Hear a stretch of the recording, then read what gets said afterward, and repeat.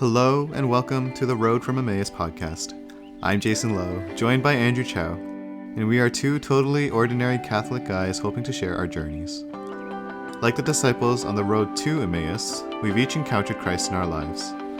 Join us as we talk about what comes next. When priests get assigned to a new parish, it can be jarring and disappointing. Actually, wait, let me backtrack. You might not have even known that priests get assigned to new parishes on a regular basis, but now you know. So like I was saying, when priests get assigned to a new parish, it can be jarring, for the parishioners and for the priest. Today, Andrew and I talk about what it must be like when priests get reassigned, and why it's important for us to be able to let go. We touch on the virtue of obedience, too. Remember to pray for your priests, deacons, and religious sisters. Did you know, you probably didn't know, so I'm going to be breaking news to you and probably our listeners. 2 weeks ago was the 2021 Canadian Podcast Awards. Did you know that? I didn't even know that was a thing. Yeah, honestly, when I first saw it pop up on my Twitter feed, because some of my sports podcasts got nominated for a thing, I was like, wow. That's, I mean, the podcast industry has really grown leaps and bounds in the last couple of years, true. Obviously. How long do you think until we're nominated for one of these? My goodness, if we're nominated, that would be something else. We'll need to... it'd be interesting if we got one of those, like, golden YouTube play buttons. Like, that would be really... That'd be really interesting. Yeah, we're both a video podcast and an audio podcast in case anyone. We're just going to reel in all the awards soon. Stay tuned. There's outstanding comedy series. There's outstanding kids and family series. Sure. We'll be the comedy series for sure.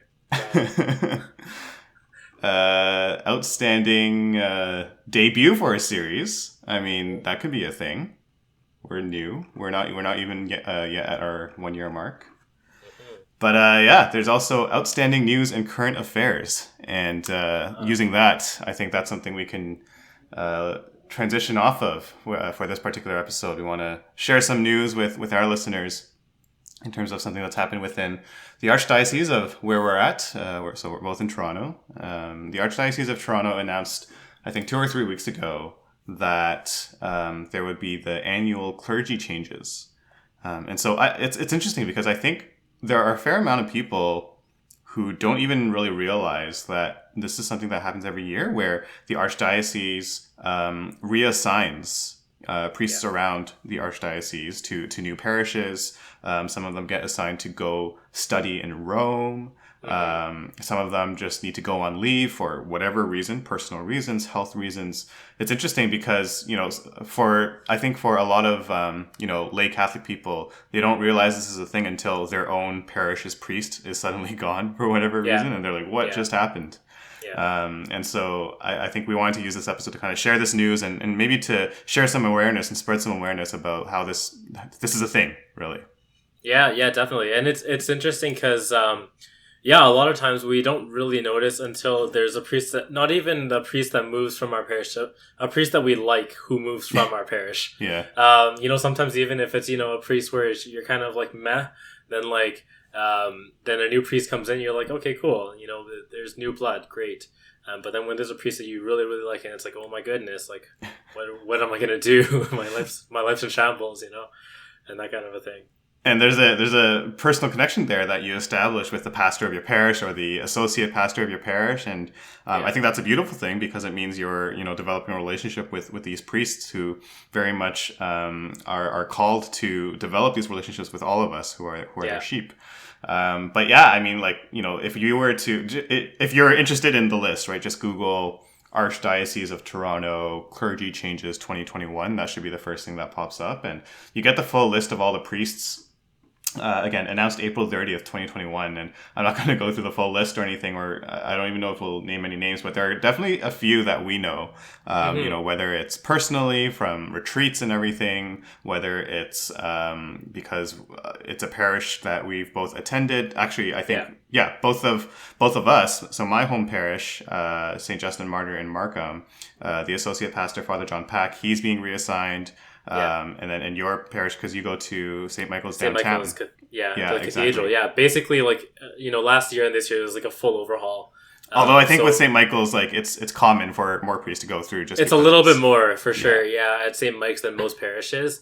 But yeah, definitely, both of us are kind of coming across this right now, and it's an interesting thing, right? Because we're just by our nature as humans, like we really like the comfort and the routine of things, right? Like every Sunday I go and I see the same priest. Every time I go to the church, I see the same person, and we can continue that conversation, right? And it's jarring sometimes, right? That you have to now establish a new relationship. I know a lot of people can find that kind of tiring sometimes. It's just like, oh my goodness, I need to meet someone new. I remember as a kid, I went to a Chinese parish named Chinese Martyrs Catholic Church, and the head pastor there, had been there for, I don't know, I was a kid, so probably like it was probably there for 10 years, 5 to 10 years. Sure. And it's not like I was like it's not like I had developed a personal relationship with him or gotten to know him. Again, as a 10 to 13-year-old, it's not like I had really delved into my faith to that level quite yet. But he was definitely very personable. All the parishioners had always loved him. Whenever one of the things I loved about him was whenever he did peace at Mass, he would actually come down from the altar and like mingle with the parishioners at the front couple pews and like just shake hands with them. Everything very personable, always good, and everyone always loved him. And so when he was reassigned, again, this was probably my first experience where actually. I'm glad you brought up that it's a priest that you like, because I'm pretty sure it's happened before with other priests at that parish, but then I didn't really notice or pay attention until this particular priest, who I did like, was reassigned. I was like, where did he go? Where is he going? Why is he going? And so, yeah, it's interesting. We talked about, developing a relationship or just liking a particular priest, developing a connection. And I think let's just go into the perspective here of, what must it feel like, I wonder, to be the priest, right? And to be reassigned. Like, what do you think is going on there? I think it's crazy. Because if you think about it, it's a beautiful thing, but it's such a difficult thing at the same time, because there's this constant knowledge of almost this impermanence to what you do, right? In some senses.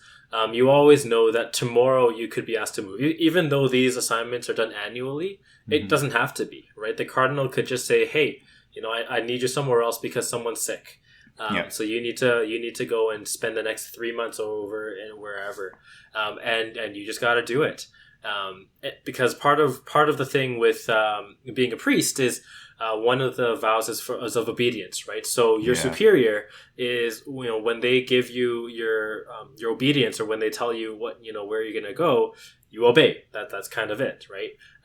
So I think, it's that never quite knowing exactly what's going to happen until the announcement's made. Also gives you kind of an impetus to always put your best foot forward, right? It's not like, oh, I have 5 years and I can, let this thing kind of mature slowly on its own. It's kind of like, okay, like I'm going to do my best and I'm going to put my best foot forward so that the time that I spend here is as fruitful as it can be. So I think that side of it can be quite nice. But on the other side, if any of us, even if it's not in the ministry kind of sense, there's a word there, if we're in the middle of something and then we're told, hey, you don't get to finish it, it's a little bit kind of like, oh man, like I had big plans, that's kind of like unfinished business. And I think it kind of, gets everyone a little bit sad, and you don't really want to move on, but it's an interesting spot to be in. I think I'm glad you mentioned the whole 5 years thing, because it's kind of like it's not really a standard. Like you said, it could happen. It's really at the whim of the archdiocese or at the cardinal, wherever he sees the need across the archdiocese. But, I guess if we had to put like a rule of thumb, often it's kind of like, pastors and associate pastors will be at a parish for around 5 years or so. Yeah. And over that length of time, like we said a couple times already, you do develop relationships with parishioners. You get spiritual directees. You participate in again ministries like young adults ministries or Bible studies or RCI, whatever it is, right? All these different things and programs that we have in our parishes, and you get to know these people on a personal level. You understand. You have to think about what happens when you're in a place like a church, right, where these are people coming to you as a priest for things like confession, for things like spiritual direction, where they are bearing their souls to you. Yeah. And often in a way that these people don't bear their souls to anyone else, right? You see the most vulnerable parts of these people, and, you know, whether it's within the sacrament of reconciliation, whether it's within something like spiritual direction or just a chat, right? You really get to know these people in a very special, unique way. And you know, every single human being, you know, they're not, that's going to be a natural development of a relationship. And it has to be some kind of, I feel like it would definitely be a really tough kind of separation to have to swallow. And like you said, you know, we're going to dive into it later, but the virtue of obedience, no pun intended, but by virtue of having to obey, it means you can't say no, right? It means you can't say no. And as tough as it is to walk away from these people that you come to love, come to know, you just have to do it. And you know, even just kind of really doubling down on that point, it's not even kind of a case where by matter of circumstance, people will happen to develop relationships. It's very much core to the vocation of the priesthood, right? So particularly when you are at a parish, your call is to pastor the people, meaning essentially to be a spiritual father to shepherd these people, right? I've heard one priest describe it as a particular freedom of being a priest, where because he's not kind of limited to that full spousal love only with that one significant other, he can love everyone with that same kind of level of spousal intimacy, right? And so that's really what pastoring is. Like the same way that a father is being a shepherd for his children, this priest is being a spiritual father, and that necessitates loving the sheep, right? You have to love them in an individual way in order to pastor them, right? So it's not just like, oh, by matter of circumstance, the priest will happen to get to know some people. It's kind of more of the priest's job is to love everyone at their parish intimately like that. Yeah. And then 5 years in, you kind of uproot them, or however many years in, you kind of uproot them and bring them somewhere else to do that with another group of people. So it's definitely tough. So a question that just came to mind, and, you know, hope I'm not putting you on the spot or anything, because I literally just came to my mind.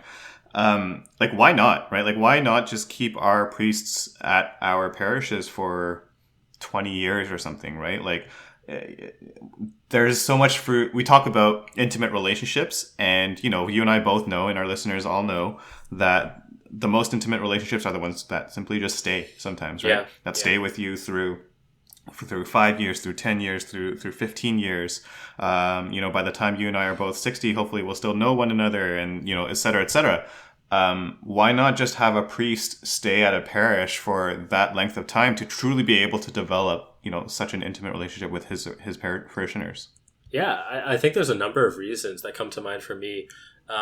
One of them really is just that relationship can both be beneficial and harmful at the same time. And what I mean by that is to say that sometimes, you know, we need to think about what's the purpose of the pastoral relationship, right? At the end of the day, the priest is meant to be shepherding people towards God. The reality is oftentimes people just fall in love with the priest and not fall in love with God, right? And so this, in some senses, forces us to kind of break that up and shake that up, right? So that's one side of it. Another side really, and this might be just kind of going back a little bit in time and traditionally, is that knowledge wasn't always so readily available. It wasn't always so easy to pass knowledge back and forth around kind of different areas. And so for priests, you know, their upkeep of knowledge is also very important, right? Their kind of upkeep in knowledge of the faith and knowledge of dogma and kind of growing in their own faith is also very important. And that's why we have priests that are being sent to Rome to study and different things like that, and priests that are kind of mingling with each other and talking to each other and going to different parishes and meeting with different areas, because it's important that they also grow spiritually so that they can also better shepherd the people, right? If you're stuck in one community, let's say you're stuck in, I don't know, Orangeville, right? Not to call it Orangeville, but it's, you know, a smaller area, right? Orangeville. And anyways, so let's say you're in a smaller community, right? You're in some hamlet somewhere, and kind of the community there looks to you as the spiritual master of the community, right? That's going to be really probably limiting for that priest in terms of their growth, right? Yeah. And so kind of moving around to going to different places, meeting new people, and kind of being fed that way will also help the priest to be a better pastor, I think. I think those are two really good points, I think, because, when you're staying in one spot, you hear from the same people all the time. Eventually, you create your own echo chamber, right? And an echo chamber will limit you from the exposure that you get, the learning that you get. And, this is speaking in very practical terms, but at the same time, it's a truth, I think. And that's a very good point that you've pointed out. And I really like the part about forcing you to almost kind of sever those relationships in the name of understanding that the faith is not about the priest that is celebrating Mass for you every week. Yeah. The faith is about following Jesus Christ. And, listen to our last probably 5 episodes about the interior life to understand that a bit more. But, you and I have both mentioned that it's not, I already mentioned Father John Pack at my parish at St. Justin here in Markham. It's not Father John that I am following in this Catholic life. It's not Cardinal Thomas Collins in the Archdiocese of Toronto. It's not Father Mike Schmitz or Bishop Barron, who we've both cited. It is Jesus Christ. And, as much as we might love these people who have certainly been guideposts in terms of pointing us towards Jesus, as much as we have become attached to them, there's a certain level of attachment that we shouldn't have, I think. And that kind of impermanence that you already pointed out, I think is important for us to grasp, because everything in this life, not just our relationship with our priests, but everything in this life, there is a certain amount of impermanence that we have to be able to internalize, because nothing in this life is as permanent as Jesus Christ. Jesus Christ is really the only thing that should be permanent. Yeah, and even, kind of to continue off of that, right? I think it's going to be really tough to find, fulfillment in your faith until you start moving towards that point. I definitely heard people, talk about going to different Mass and thinking like, oh man, I didn't really learn much from that priest, right? Or, oh man, that Mass didn't really do it for me. Or they'll say, I didn't get much out of that Mass, kind of thing. Exactly, yeah, exactly. And you know what?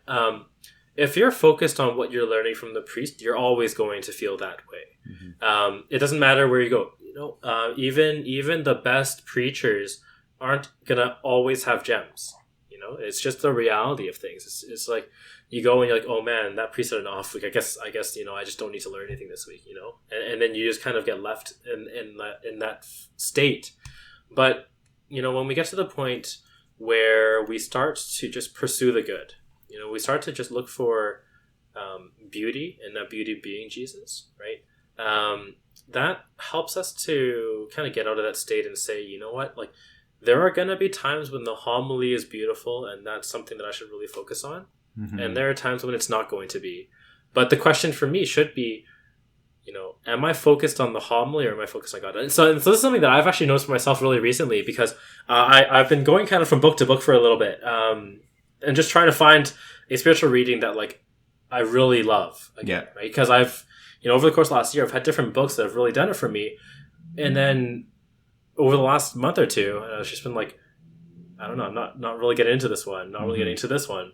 And I realized literally today, is you know what, I'm so focused on whether or not I get something from the book that I've stopped thinking about going towards God. Yeah. The whole point of it should be going towards God. In the same way that the whole point of the priest pastoring me should be about going towards God, I've been so focused on the books that I'm just looking for the next book and not looking for God in all of it. So I think it's the same deal here, right? When we find ourselves in those moments, and this isn't to criticize anyone and say hey, you suck for doing that. We all feel that way. We're like, hey, where am I going to go to Mass? What Mass am I going to watch today? Right? Oh, hey, this it's totally natural. Exactly. And that's fine. And there's a good reason for that, right? Because there are better homilists out there, and they are doing a better job of speaking the truth, right? It's all true.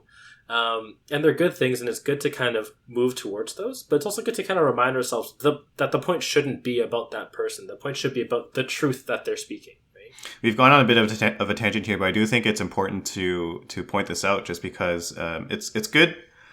It's good to understand, right? As a reminder that these are people pointing us towards Christ, and not the people we are worshiping, right? And just as a final point, as much as there are good homilists or whatever, or interesting people who speak interesting in an interesting way, I guess that was definitely one of my fears. Okay, now this is a real tangent, but that was one of my insecurities when I was discerning to become a priest. It was like, how can I be someone who speaks in an interesting way when I can barely put together a coherent sentence, and then be expected to be on a pulpit? But when I was discerning to become a priest, I realized that, we all have different gifts, obviously.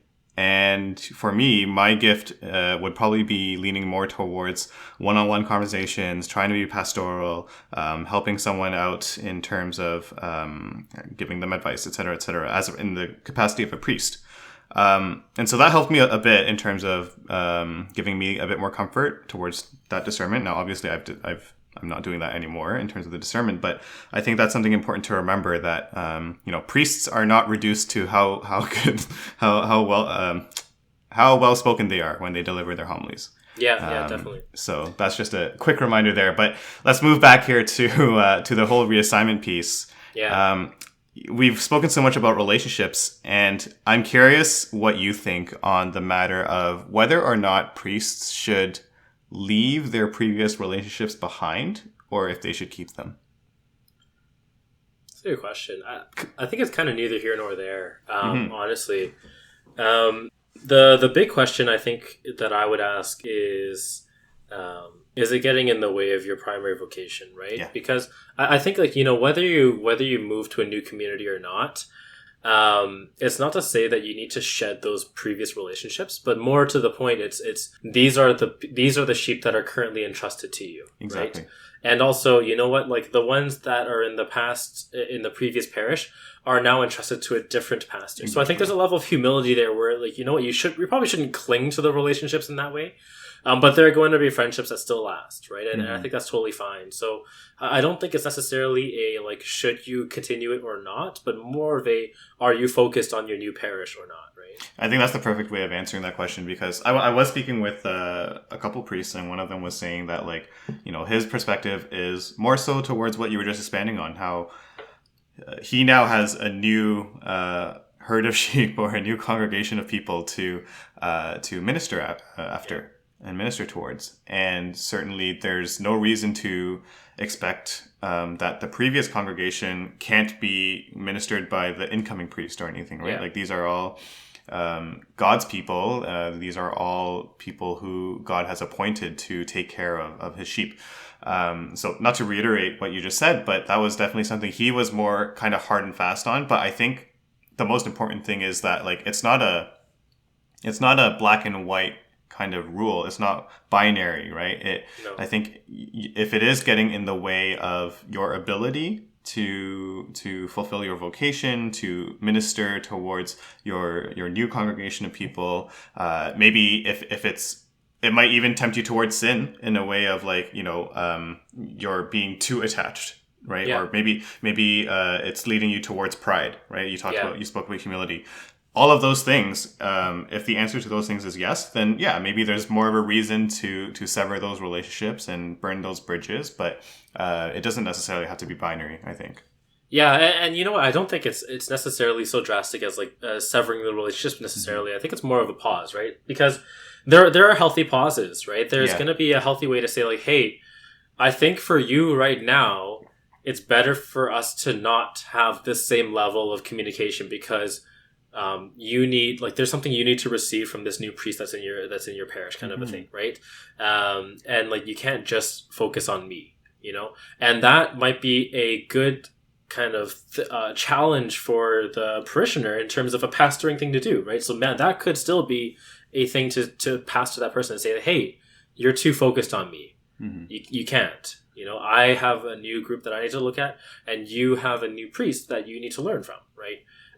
So I think at the end of the day, from both sides, whether looking at it from the priest's point of view or looking at it from a parishioner's point of view, the question always has to be, why am I holding on to this? Is it just a good spiritual friendship that I want to continue for good reasons? Just like, it's not that I'm looking for him to be my pastor, but just like, hey, we have a good relationship that I don't want to lose. That could be a good thing, and that could be totally fine. Or is it, you're the only person I think that can pastor me? In which case, like, maybe it's not as good. So we bring that up because, if you are in a situation where, maybe it's this year, maybe it's a future year where someone that you're particularly attached to who is a priest is leaving your parish, or maybe it's a spiritual director or something, and they've been reassigned. It can be a tough thing to swallow, for sure. Absolutely, it can. No one is diminishing that fact or that possibility. It's just a reflection of the beautiful relationship that you built, but at the same time, the end of the world is not here, right? Jesus is the one who is at the center of our lives. So I think that's just a reminder that we wanted to kind of tease out there. Yeah, totally. So we mentioned the virtue of obedience earlier, and I think it'll be interesting to kind of dive into that. I was speaking with a priest a couple of weeks ago on the topic of obedience, and I was just running by him, kind of ruminating on this news of the Archdiocese clergy reassignments. And I was like, I think priests are, I'm sure I'm biased in some way, but I think priests are the people in this world who have to live out the virtue of obedience the most. And it was interesting, it was incredible, I think, for me to think about, just because everything that they do goes back to the virtue of obedience. The priest actually agreed with me, and I'm sure he's biased, but he was telling me that, like, even if you think about the way the Mass is said, right, he has to follow the rubric, he has to follow the sayings, or else there's a risk that the Mass itself is invalid or illicit. And even beyond the Mass, this example that we're bringing up of being reassigned, again, he has no say whether or not he's moving from one parish to the other. It's kind of just, there's no but like, I'm still in the middle of like this RCIA program, or I'm still in the middle of this parishioner who is going through a really tough time. There's really rarely any kind of exception made in this kind of circumstance. You just have to pack up your bags and go, which can be tough. Again, this can be a tough thing to swallow, but it truly is incredible to think about when we think about how much priests have to follow the virtue of obedience. Yeah, I think I would add a qualifier there.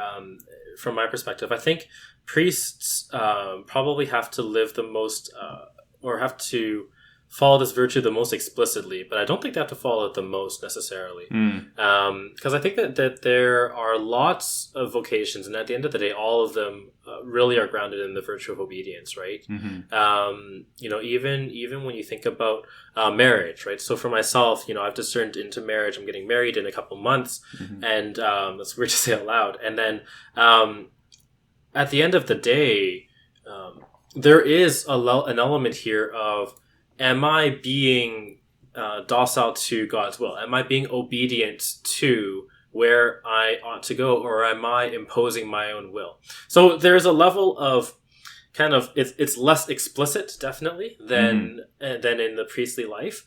But another one, too, that's a little bit more directly comparable is the religious life, right? Because for brothers and sisters, who are living in religious communities, they also have quite a bit of obedience, especially if I think of cloistered communities, right? Which basically means communities that live behind closed doors and are basically closed off to the public.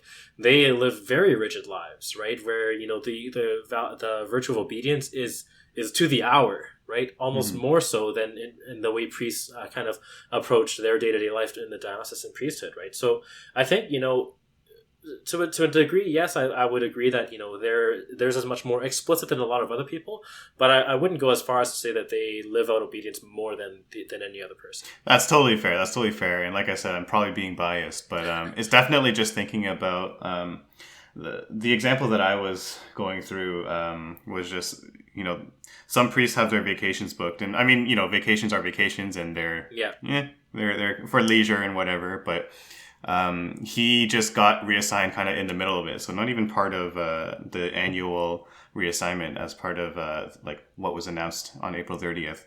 But he just had to scrap his vacation plans, and he couldn't even kind of use that as an excuse to be like. I think there was an arrangement made maybe where like he could at least kind of delay it, and it was still slightly inconvenient, but it wasn't as bad. But definitely, just thinking through, and again, this priest also saying that like everything that he does, and maybe he just feels it more than anyone else, just feels like he's following the virtue of obedience quite a bit. Yeah. But ultimately, I think it's examining how priests have consecrated themselves to God, right? And you brought up the example of the vocation of marriage. Their spouse is the church, right? Their spouse is the church, their parish, and us as their parishioners. And we kind of briefly touched on this earlier. And so, like you said, like we all have to be obedient to our spouses. And I think your point is totally true. But like in a marriage, we do kind of have leeway to say no, or we can at least say later, right? Right. So I think my point is really what I'm trying to say here is that,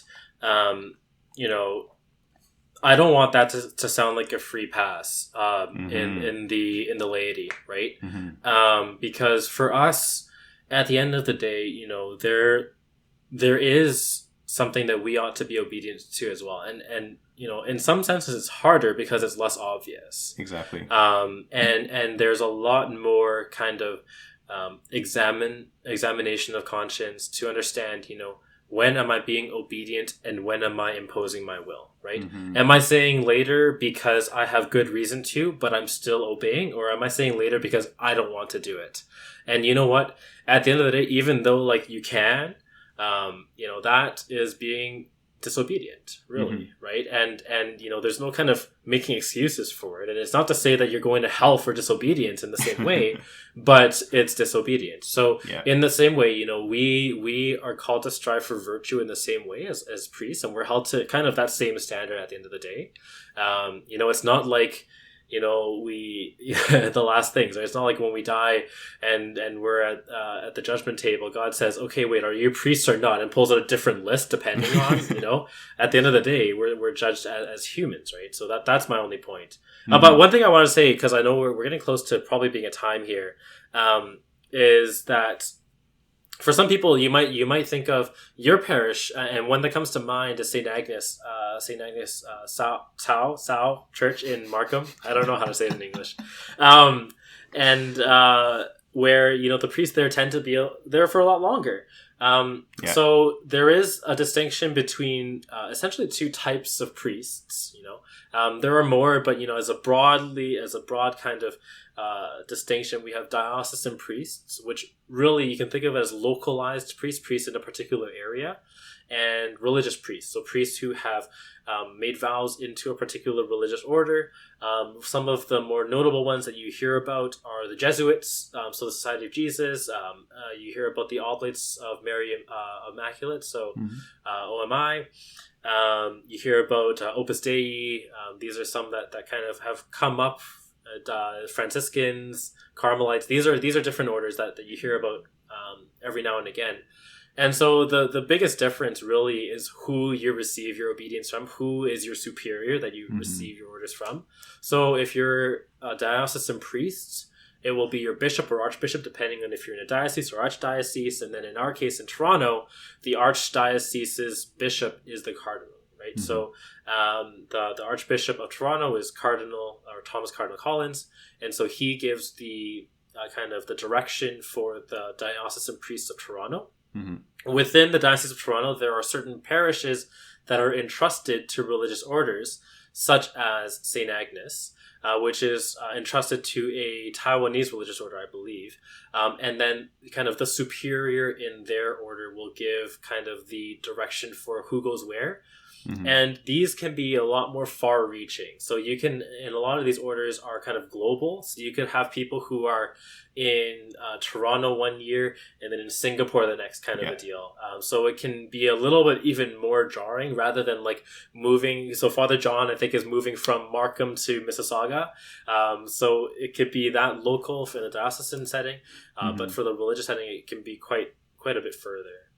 the Father John that you're referring to in St. Mike's is John Sitka. Father John Sitka is going to Saga. I think, isn't Father John Pack also going to Father Saga? John Pack is going to Bradford. Bradford, I'm so sorry. Yeah. I'm wrong. It's outside of Toronto. They're all the same. Thank you for that. Thank you for that enlightening bit of information. Because it's easy to confuse. In fact, people probably aren't even aware that like the priests at St. Agnes Cho Guayang. Anyway, Sal, obviously, the priest at St. Agnes. Some people probably aren't even aware that they belong to a religious order and that they're not diocesan priests. So, that was definitely a good. Did you know? Now you do know. Yeah. But really, I think this whole episode is just on the back of this news that there are clergy reassignments across Toronto as of April 30th. They're going in effect, most of them, end of June. Yeah. So, if you look up this list and you see a priest that you recognize or that you're familiar with, there's probably still a chance for you to say bye to them or wish them well or et cetera, et cetera. Some of them are retiring. I think I forgot to mention that as another reason off the top. Just show some appreciation, show some love to your priests and obviously the other religious as well. So your deacons, your sisters, these are people who have consecrated themselves to the service of God, right? Yeah. And there's definitely an argument to be made, at least, that it's a kind of a quote unquote more inconvenient life in terms of our modern world. But at the same time, I think it's a good thing because it just brings them closer to God. So that's probably something that we're all called to. But yeah, show some appreciation to them, and